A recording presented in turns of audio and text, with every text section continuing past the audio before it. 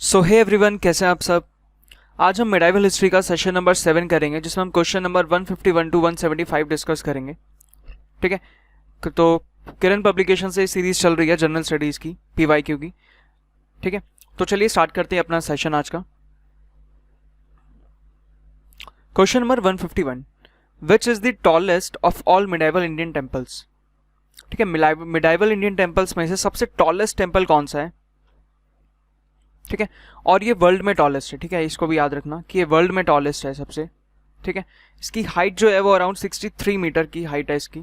ठीक है, और ये कौन सा टेम्पल है, आपको इमेज से अगर पता चल रहा हो तो ये बृहदेश्वर टेम्पल है, जो कि कहाँ पे है, तंजौर, दैट इज तमिलनाडु। ठीक है, हमने इसके बारे में डिस्कस किया था कि किसने बनवाया था टेम्पल। इसको बृहदेश्वर टेम्पल और किस नाम से इसको बोला जाता है, तो इसको राजा राजेश्वर टेम्पल भी बोला जाता है। क्यों? क्योंकि ये किसने बनवाया था, तो ये बनवाया था राजा चोलावन ने। राइट, अगर अभी तक आपने इन नोट्स को नहीं लिखा है अपने पास, तो इसको, इन सारी चीज़ों को जितना भी हम ये डिस्कस कर रहे हैं, इनको कहीं ना कहीं आप लोग ज़रूर नोट डाउन करना।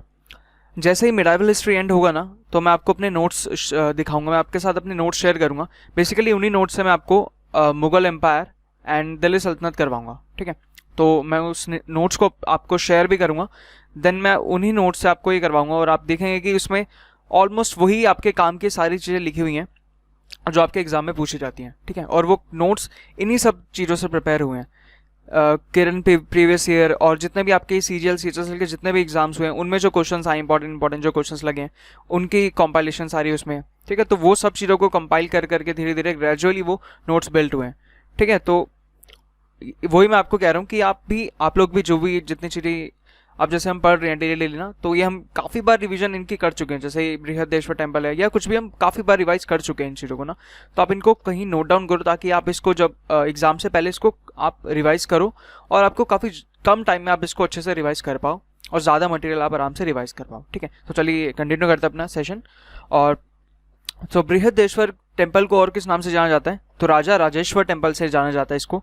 क्योंकि ये किसने बनवाया था, ये राजा चोलावन ने बनवाया था। ठीक है, क्लियर है, जो कि चोला डायनेस्टी के रूलर थे। ठीक है, और ये कहाँ पे है, तंजौर में, दैट इज तमिलनाडु। ठीक है, क्लियर। 63 मीटर इसकी हाइट है, और ये वर्ल्ड का टॉलेस्ट इंडियन टेम्पल है। ठीक है, टॉलेस्ट टेम्पल है ये।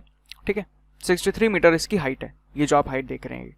Right, next question 152, a renowned Jain scholar who was greatly honoured bye Akbar. ठीक है, तो एक चीज़ यहाँ पे हम जानेंगे कि अकबर के टाइम पे ना जो जैनिज़्म है, ठीक है, जैनिज़्म काफ़ी ज़्यादा प्रोपगेट हुआ था। ठीक है, अकबर के टाइम पे। ठीक है, Akbar was a Mughal emperor.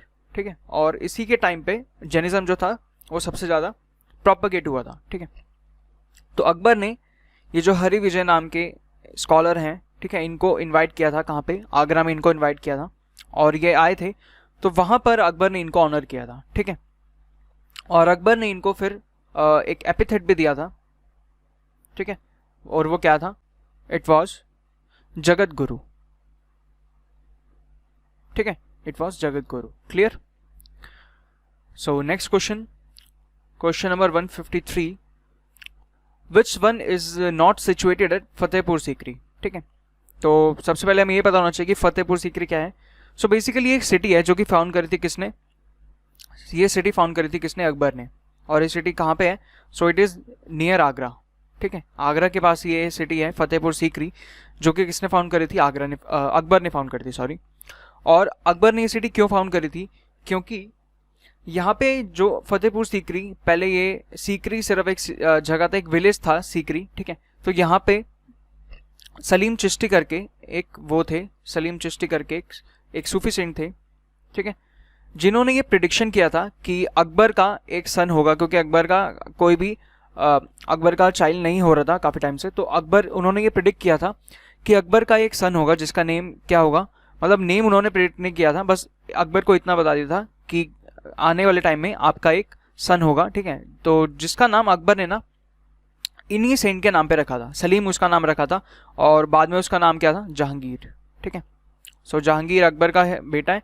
ठीक है, और इसका रियल नेम क्या था, सलीम। जो सलीम, ये भी क्वेश्चन आता है कि सलीम, जो जहांगीर का नेम जो सलीम था, वो किसके नाम पे रखा गया था, यानी कि किसके नाम को वो डिपिक्ट करता है।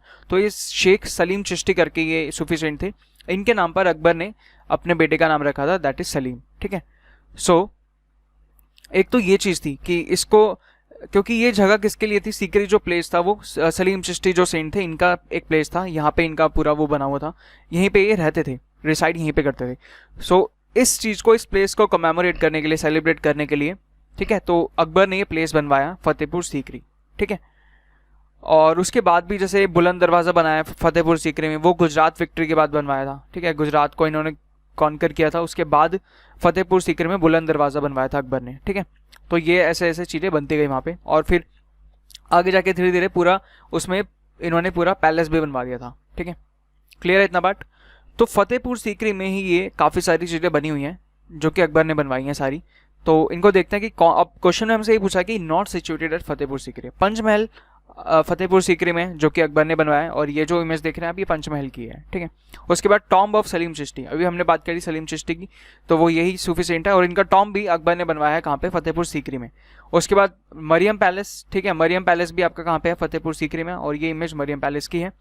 नेक्स्ट आता है हमारा मोती मस्जिद। ठीक है, तो आंसर जो करेक्ट है वो that is option number 2, Moti Masjid जो है वो फतेहपुर सीकरी में नहीं है। ठीक है, मोती मस्जिद पहली बात तो 2 जगह है। ठीक है, अब इस पॉइंट को आप लोग नोट डाउन कर लेना अपने नोट्स में, आर्किटेक्चर वाले स्पेस में जैसे भी आप नोट्स बना रहे हैं। ठीक है, आर्किटेक्चर में मोती मस्जिद को आपको कैसे लिखना है, मोती मस्जिद 2 लोगों ने बनवाई है पहली बात तो, और 2 जगह बनी हुई है। ठीक है, एक मोती मस्जिद बनी हुई है आगरा में, दूसरी मोती मस्जिद बनी हुई है दिल्ली में।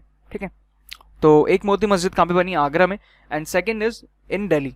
सो जो आगरा वाली मोती मस्जिद है वो बनवाई थी शाहजहां ने, क्लियर, एंड जो दिल्ली वाली मोती मस्जिद है वो बनवाई थी औरंगजेब ने, औरंगजेब ने इसको बनवाया था।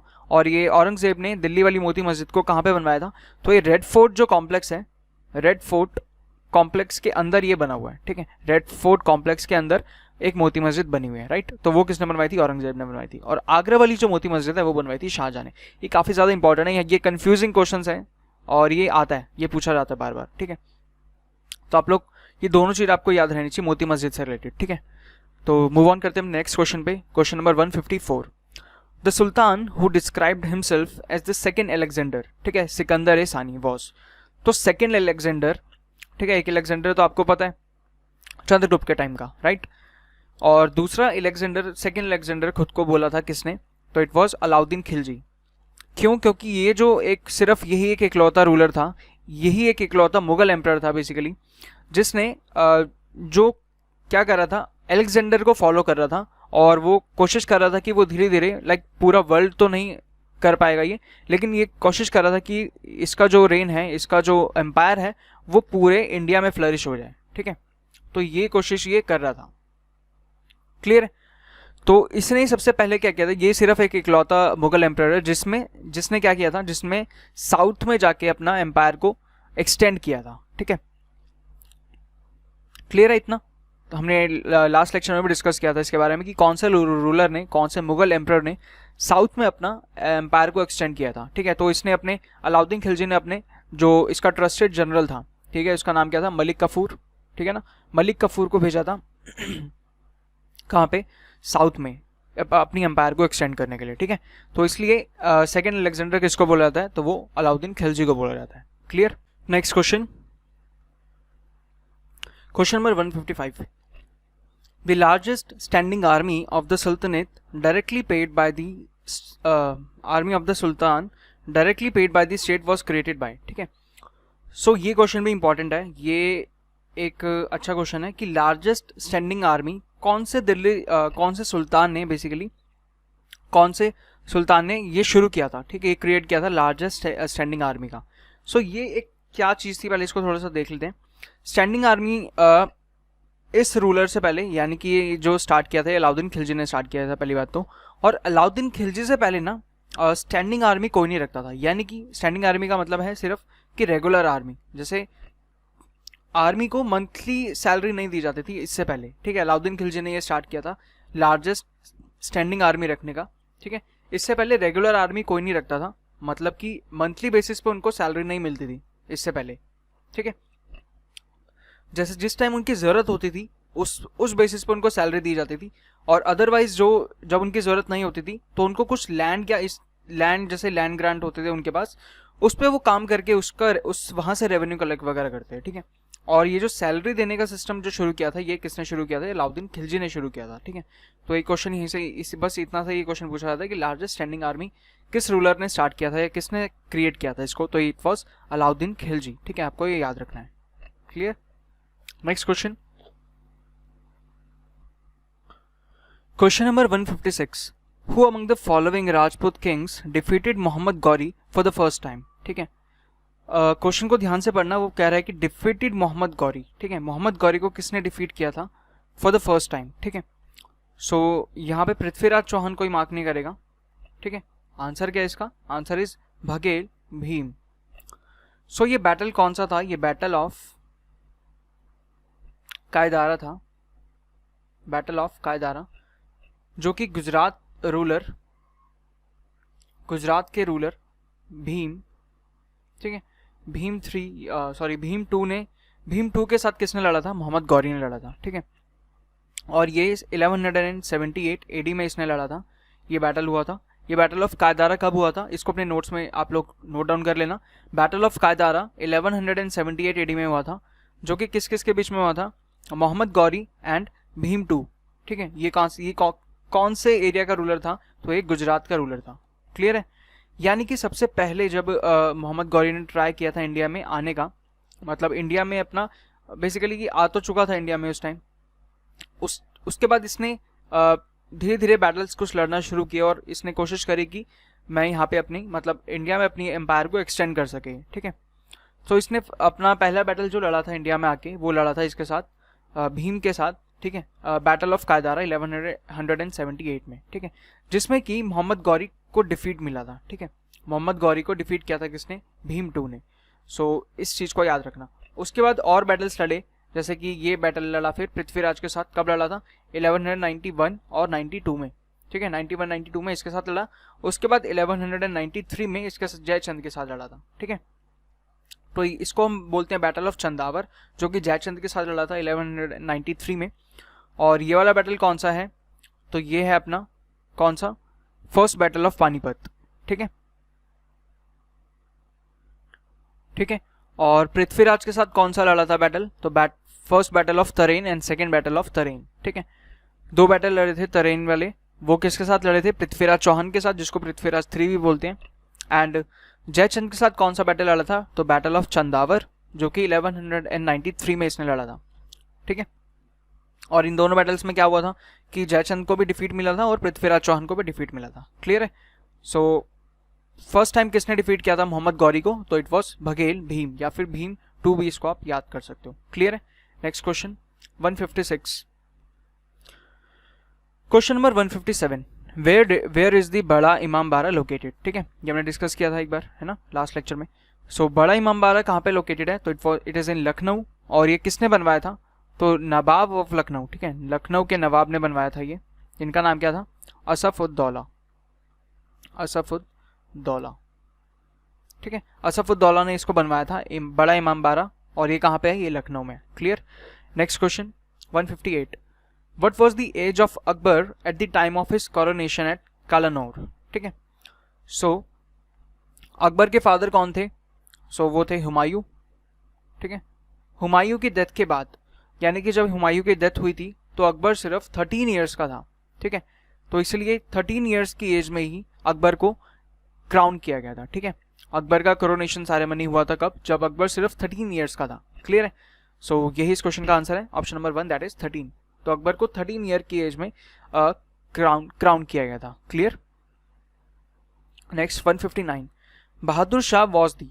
ठीक है, तो बहादुर शाह क्या था? Last ruler of Lodhi, successor of Sher Shah Suri, last Mughal ruler. ठीक है, तो Bahadur Shah was the last Mughal ruler. ठीक है, बहादुर शाह जफर के नाम से इसको जाना जाता है, और इसको लास्ट में 1857 के रिवॉल्ट तक था, और 1857 के रिवॉल्ट में करते करते इसको क्या हुआ था? इसको रंगून भेज दिया गया था ब्रिटिशर्स के द्वारा। ठीक है, ब्रिटिशर्स ने इसको रंगून भेज दिया गया था। उसके बाद इसको सिर्फ पेंशन मिलने लग गई थी, और रंगून में ही इसकी फिर डेथ हो गई थी। ठीक है, सो ये लास्ट मुगल एम्पायर था, और ये सक्सेसर किसका था? औरंगजेब का। ठीक है, औरंगजेब का ये सक्सेसर था। क्लियर है? सो लास्ट मुगल एम्पायर था ये कौन? बहादुर शाह, या फिर बहादुर शाह जफर के नाम से इसको जाना जाता है। 1857 के रिवॉल्ट में भी ये था, ठीक है, इसने लीड किया था बेसिकली, दिल्ली से इसने लीड किया था 1857 का रिवॉल्ट। उसके बाद इनको ब्रिटिशर्स ने इसको अरेस्ट किया और उसके बाद इसको रंगून भेजा। ठीक है, रंगून में इसको सिर्फ पेंशन मिलती थी, यानी कि कोई इसके जितने भी फोर्ट्स वगैरह थे वो सब सील कर लिए गए थे। ठीक है, सब सीड कर लिए थे किसने, ब्रिटिशर्स ने, और उसके बाद इसको सिर्फ पेंशन वगैरह मिलती थी। ठीक है, next question 160, the basic purpose of formulation of दीन ए इलाही। ठीक है, तो दीन ए इलाही क्या है? सो ये एक तरीके का नया एक रिलीजन था, एक न्यू रिलीजन था, जो कि किसने फॉर्म किया था? तो it was form by Akbar. इसको नोट डाउन कर सकते हैं आप। ठीक है, अकबर ने इसको फॉर्म किया था। और एक चीज और है कि इसका सिर्फ एक ही फॉलोअर था, और वो कौन था? बीरबल। ठीक है, सिर्फ बीरबल ने ही इस नए रिलीजन को फॉलो किया था। और इसका पर्पस क्या था फॉर इसको बनाने का?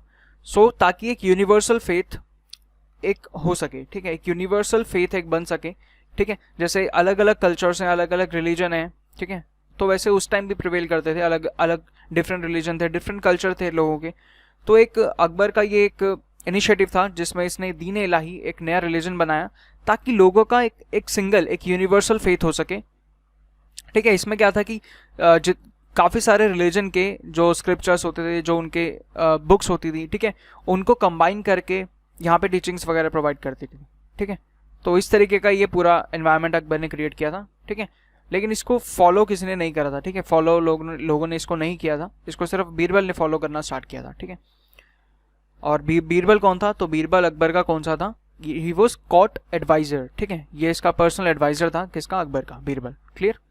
Next question 161, who amongst the following was the last Guru of the six? ठीक है, अब ये देखो क्वेश्चन कितनी बार रिपीट हुआ है ना, इस टाइप के क्वेश्चन हमने काफ़ी बार डिस्कस किए हैं। तो मेरे को फटाफट से अब आप लोग बता दो, आपको काफ़ी बार ये लर्न करवाया है। ठीक है, हमने इसको कैसे याद किया था? हमने इसको किया था नानक, अंगद, अमर राम।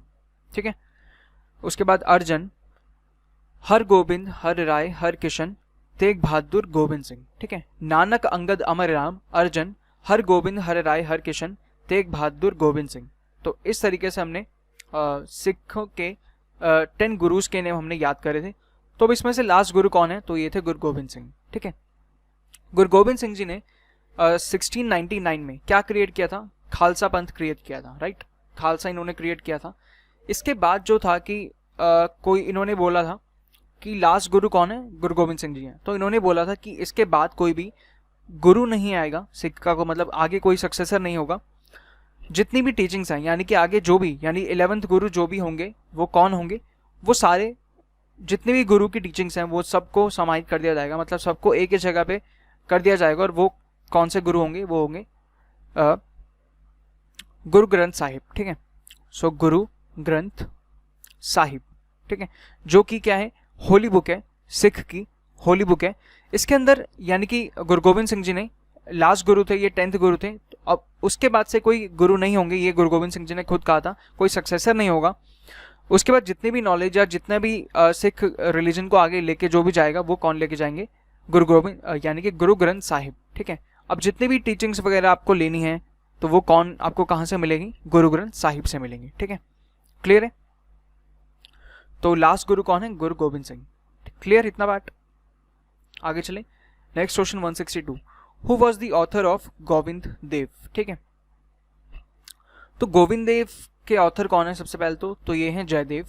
और जयदेव कौन थे? तो ये कोर्ट पोएट थे, किसके? लक्ष्मण सेन के।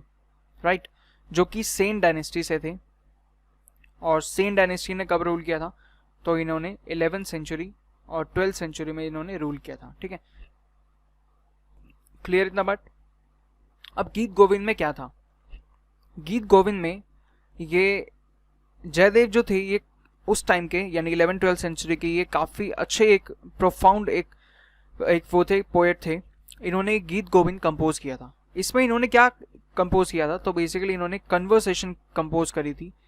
काफ़ी अच्छे तरीके से इन्होंने कन्वर्सेशन और काफ़ी अच्छे तरीके से इन्होंने उस चीज़ को समझाया था, उस एक प्ले को, उस एक चीज़ को समझाया था जिसमें किसकी बात हो रही थी? लॉर्ड कृष्ण की और जो वृंदावन की गोपीज हैं, ठीक है, उनकी। तो लॉर्ड कृष्ण और गोपीज का जो रिलेशनशिप था ना, जो रिलेशन था आपस में, उसको एक्सप्लेन किया था बहुत ही अच्छे ढंग से, बहुत ही अच्छे तरीके से। और जो श्रीमती राधा रानी है उनका इन्होंने एक काफ़ी अच्छे तरीके से इनको पोर्ट्रे किया, राइट।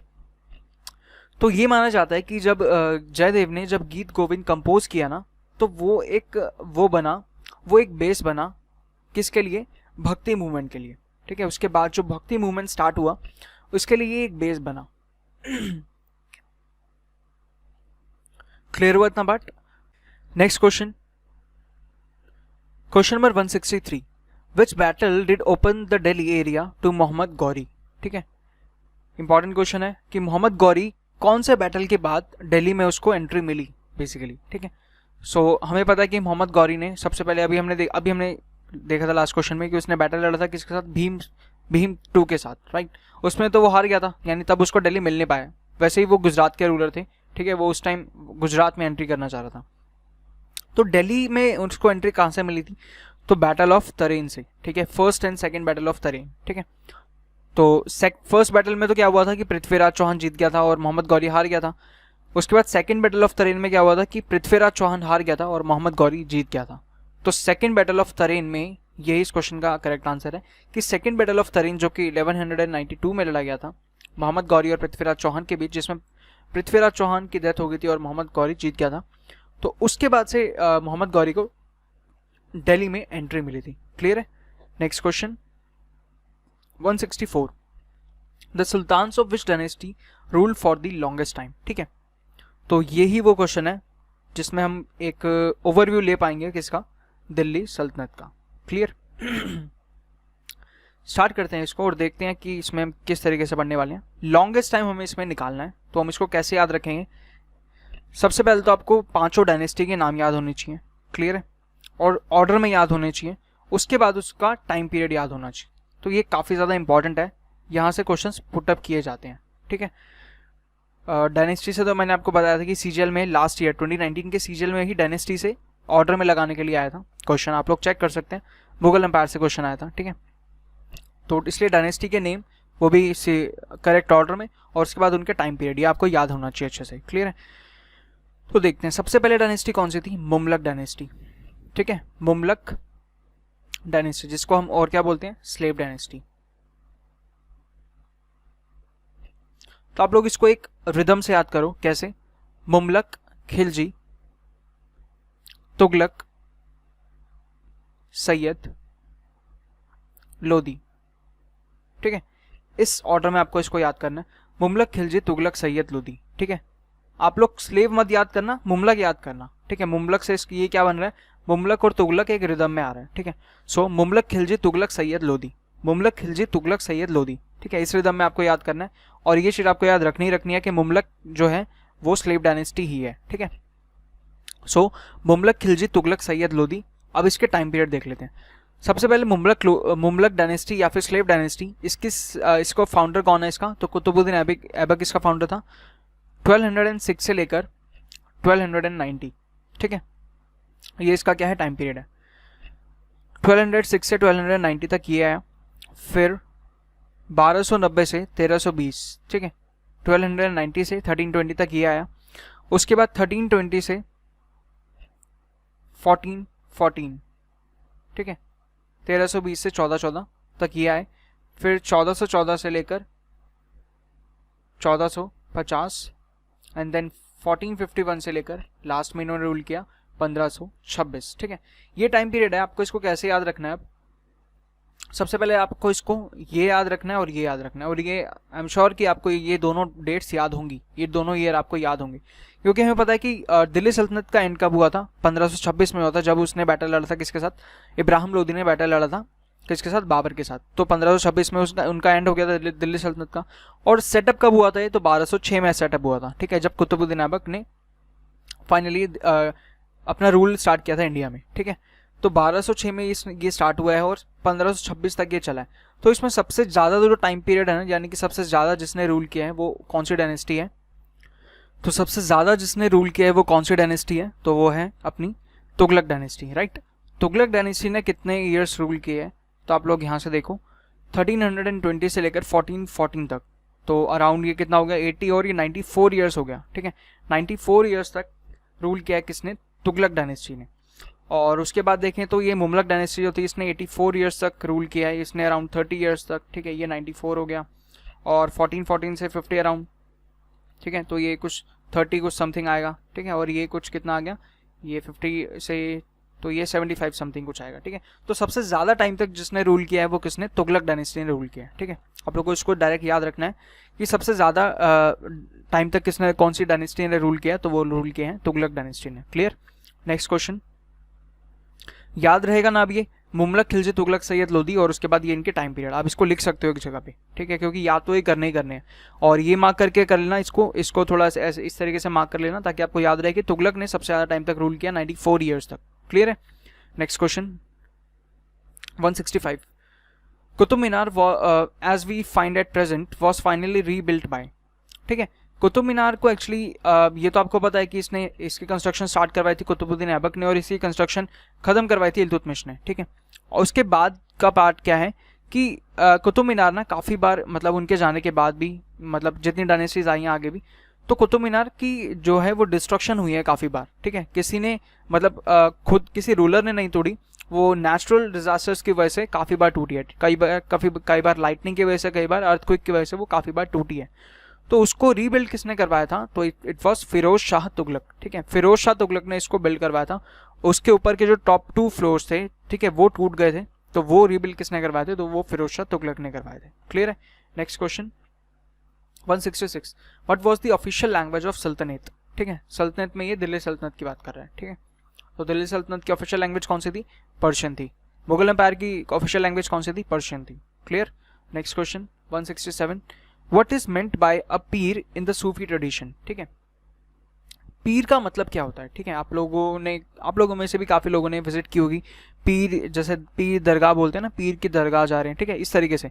सो ये क्या होता है, पीर कौन होते हैं, तो ये गुरु होते हैं, ठीक है। किसके, ये गुरु होते हैं सूफी सेंट्स के, जो सूफी सेंट होते हैं उनके गुरु होते हैं। और इनको रेवर किया जाता है कौन से एपिथेट से, तो या तो हजरत या फिर शेख, ठीक है।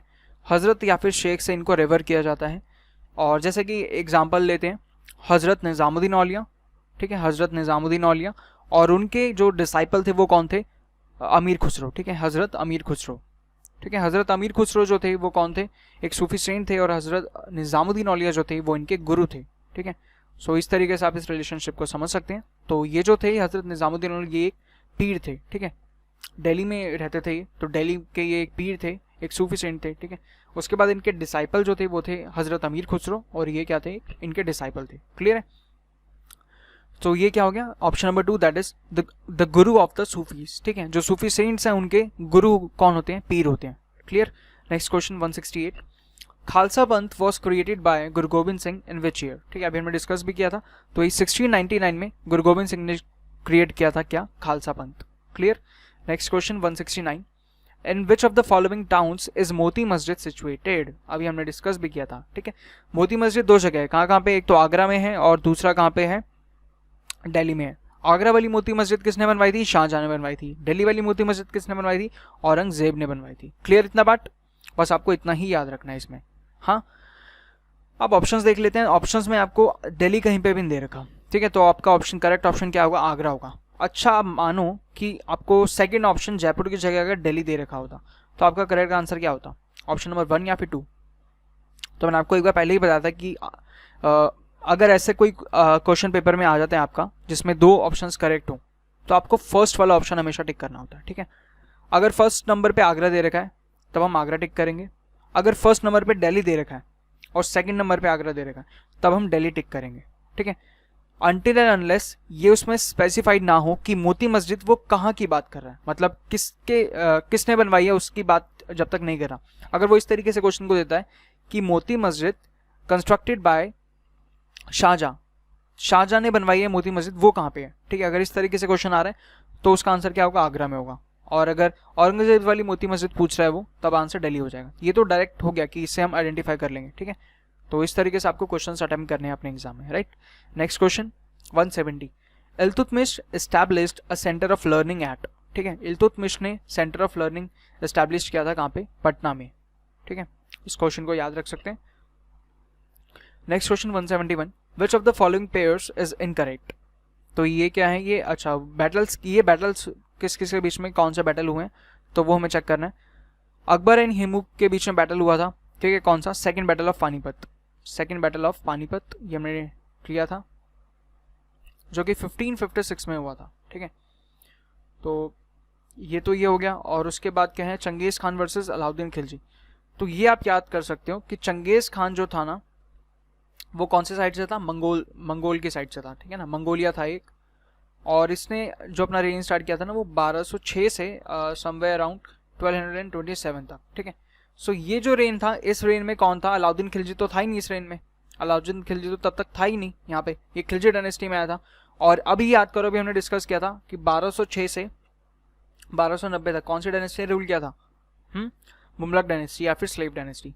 तो यानी कि इस टाइम पे जो उसके साथ थे ना वो कौन था, इल्तुतमिश, ठीक है।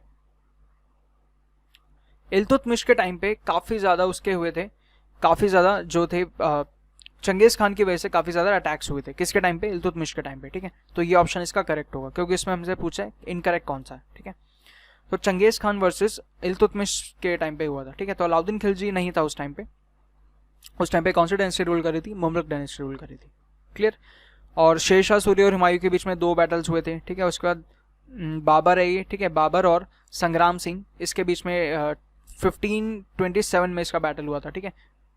संग्राम सिंह, इसका राणा सांगा ही बोलते हैं इसको, इसका नाम राणा सांगा भी इसको इनको बोलते हैं, ठीक है। तो बाबर और राणा सांगा के बीच में बैटल हुआ था, खानवा का बैटल हुआ था 1527 में, क्लियर है। ये सब मैं आपको बैटल्स लिखवाऊंगा अभी, जब मैं आपको नोट्स से प्रिपेयर करवाऊंगा इसको, तो मैं सब ये सब आपको नोट्स प्रिपेयर करवाऊंगा आपके, ठीक है। सो इसके लिए वरी नहीं होना, लेकिन इन चीज़ों को रिवाइज करना है आपको बार बार, ठीक है। Next question 172, Mohammad bin Tughlaq was a failure because. तो आपको पता है कि मोहम्मद बिन तुगलक के 5 फेलियर्स थे, ठीक है, यानी कि 5 उसने ऐसे डिसीजंस लिए थे जो कि उसके कंप्लीटली फेल हुए थे, ठीक है। तो ये कौन से डिसीजंस थे, इसको जानने के लिए आपको हमें आने वाले सेशन में आपको देखना पड़ेगा, ठीक है, जिसमें हम नोट्स जब हम डिस्कस करेंगे अपने, ठीक है, तब इसके बारे में बात करेंगे। अभी हम इतना जानेंगे कि जो फेलियर था मोहम्मद बिन तुगलक का वो किस वजह से था। तो he was not a practical statesman, ठीक है, वो इंटेलिजेंट था, काफ़ी लर्नर्ड भी था, लेकिन वो किस तरीके से डिसीजंस लेने हैं तो वो चीज़ उसको नहीं आती थी। तो he was not a practical statesman, ठीक है। Option number 2 is the correct answer, ठीक है। Next question 173, find the correct match of the following, ठीक है। असफ खान, अकबर, आदम खान सारे अकबर हैं, तो ये बैरम खान आ जाएगा, क्योंकि बाकी कोई भी नेम अकबर से एसोसिएटेड नहीं है, सिर्फ एक बैराम खान का नेम है जो कि अकबर से एसोसिएटेड है, ठीक है। ये अकबर का कौन था, मिलिट्री जनरल भी बोल सकते हैं इसको, और ये अकबर का रेजेंट भी था। जैसे कि आप सबको पता है कि अकबर सिर्फ 13 ईयर्स की एज में ही अपने थ्रोन पे बैठ गया था अपने फादर हुमायूं की डेथ के बाद। तो उसको इतना कुछ समझ नहीं थी कि किस तरीके से अपने रेन को आगे चलाना है। तो उसकी हेल्प किसने करी थी, अकबर को कौन हेल्प करता था हर चीज़ में, डिसीजन लेने में, हर चीज़ में, तो वो करता था बैराम खान, ठीक है। बैराम खान ने ही हेल्प करी थी। और जो सेकंड बैटल ऑफ पानीपत हुआ था उसमें अकबर की साइड से किसने लड़ा था, बैराम खान ने ही लड़ा था, ठीक है। अकबर और हेमू जब हम बात कर रहे हैं ना, तो अकबर की साइड से किसमें लड़ा था, बैराम खान ने ही लड़ा था वो वॉर, ठीक है, second battle of Panipat, clear है इतना। तो option number 3 is the correct answer. 174, which one of the following are correctly matched, ठीक है।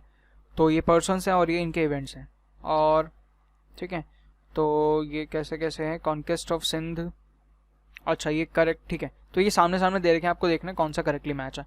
सबसे पहले तो सुल्तान मोहम्मद जो था, सैक ऑफ सोमनाथ, ठीक है, तो ये ऑप्शन करेक्ट है। सुल्तान ऑफ मोहम्मद ये एक्चुअली मोहम्मद ऑफ गजनी है, ठीक है, मोहम्मद ऑफ गजनी है ये, ठीक है, गजनी मोहम्मद ऑफ गजनी कौन है, सुल्तान मोहम्मद के नाम से ये, ठीक है। तो इसने क्या किया था, इसने सोमनाथ टेम्पल को प्लंडर किया था, सोमनाथ टेम्पल को इसने अटैक किया था 1024 AD में, क्लियर है।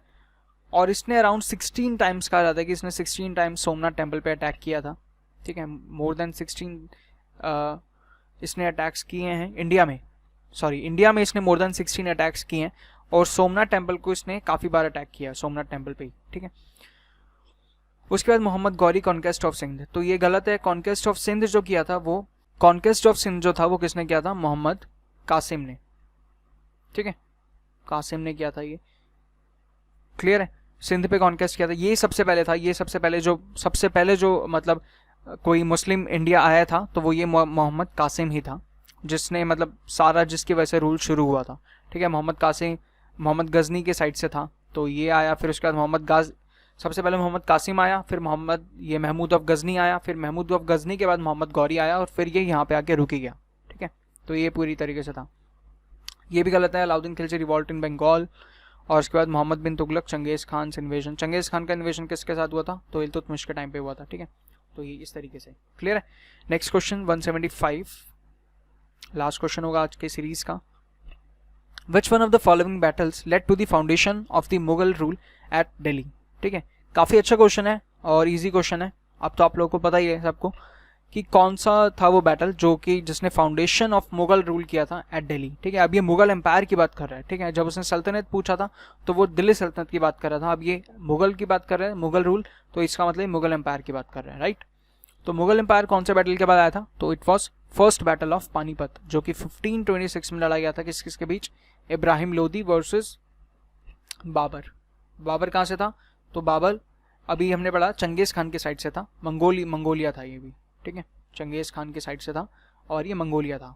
क्लियर है, जैसे बाबर की विक्ट्री हुई थी और इब्राहिम लोदी जो था वो हार गया था, और इसी के बाद से फिर फाउंडेशन हुआ था किसका? मुगल एम्पायर का। राइट, आई होप काफ़ी अच्छे से आपको ये सेशन समझ आया होगा, और जितनी भी चीज़ें थी इंपॉर्टेंट आई होप आप उसको नोट डाउन भी करते जा रहे हैं, साथ साथ अपने नोट्स अच्छे से प्रिपेयर करना।